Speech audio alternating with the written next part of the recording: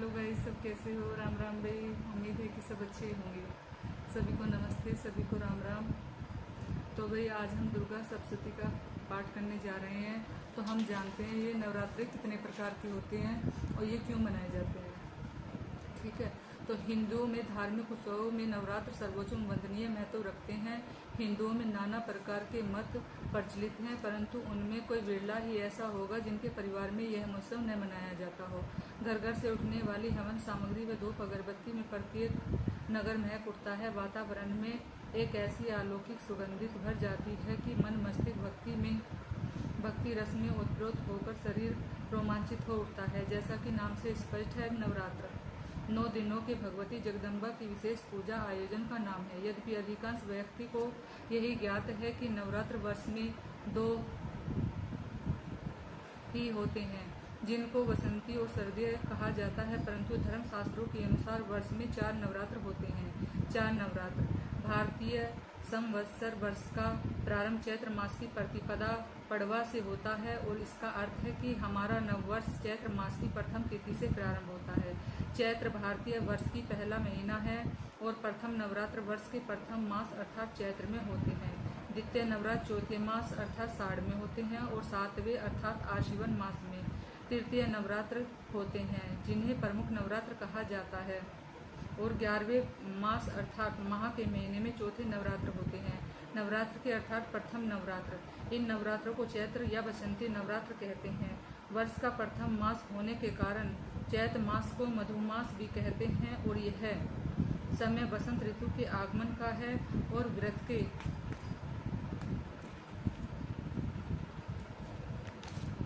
के पहले दिन गृह स्वामिनी स्नान के उपरांत शुद्ध वस्त्र धारण करके देवी की स्थापना करती है और इसके लिए एक चौकी या पटरे पर लाल रंग का वस्त्र बिछाकर इस पर माता दुर्गा की मूर्ति अथवा चित्र रखती है। उसे हार पहनाया जाता है। यदि हार उपलब्ध न हो तो 2-4 फूल अथवा कुछ बेलपत्र या आम के पत्ते देवी के आगे रख दिए जाते हैं। चौकी के निकट ही एक करवे छोटी मटकी अथवा लोटे में जल भरकर रख देते हैं और इसके उपरांत नारियल रखा जाता है और इसके पास ही शुद्ध घी का दीपक जलाया जाता है और जो पूरे नवरात्र में अखंड रूप से जलता रहता है।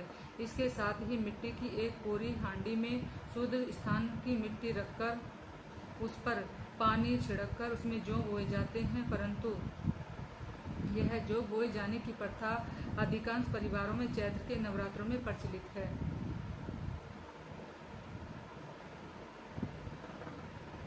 अलबत्ता आश्विन के नवरात्रों में यह कार्य अनिवार्य रूप से सबके घरों में संपन्न होता है। नवरात्र किसी परिवार में तो पूरे 9 दिन के होते हैं, परंतु कुछ परिवारों में अष्टमी को ही समापन कर दिया जाता है। इन व्रतों में फलाहार केवल एक समय ही किया जाता है।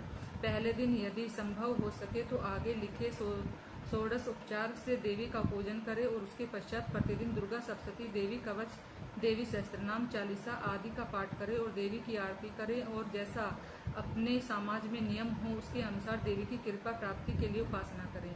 व्रत के अंतिम दिन कन्याओं को देवी मानकर उनको भोजन कराकर तथा यथाशक्ति दान देकर उनके चरण स्पर्श करके विदा करें और फिर स्वयं भोजन करें और देवी के सामने रखे गए नारियल को तोड़ उनके टुकड़े कन्याओं में वितरित कर दिए जाते हैं। इन दिनों कुछ साधक कठोर साधना द्वारा दुर्गा या अन्य किसी उग्र देवी की यंत्र मंत्र आदि के द्वारा सिद्धि की जाती है।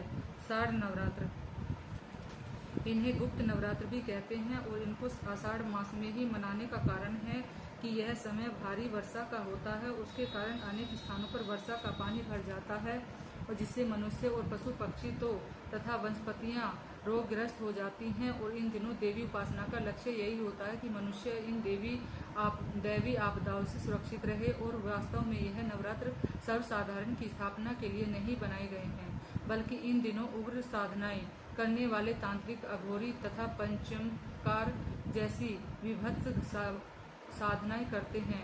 उग्र देवियां जैसे कि भैरवी, योगिनी, छिन्नमस्ता आदि की साधनाएं वामाचारी मार्ग से इन्हीं नवरात्रों में प्रारंभ की जाती है। सर्दीय नवरात्र, यह नवरात्र आश्विन मास के शुक्ल पक्ष की प्रतिपदा से नवमी तक होते हैं और इनको वार्षिक नवरात्र भी कहा जाता है। चारों नवरात्रों में इसे ही श्रेष्ठ माना जाता है। इसमें भी देवी की स्थापना, पूजा, आराधना कन्या भोजन आदि कर्म उसी प्रकार किए जाते हैं जैसे कि चैत्र नवरात्रों में पीछे बताए गए हैं। अलबत्ता इन नवरात्रों के प्रारंभ में बोए गए जौ के पौधे विजयादशमी दशहरा के दिन काटे जाते हैं।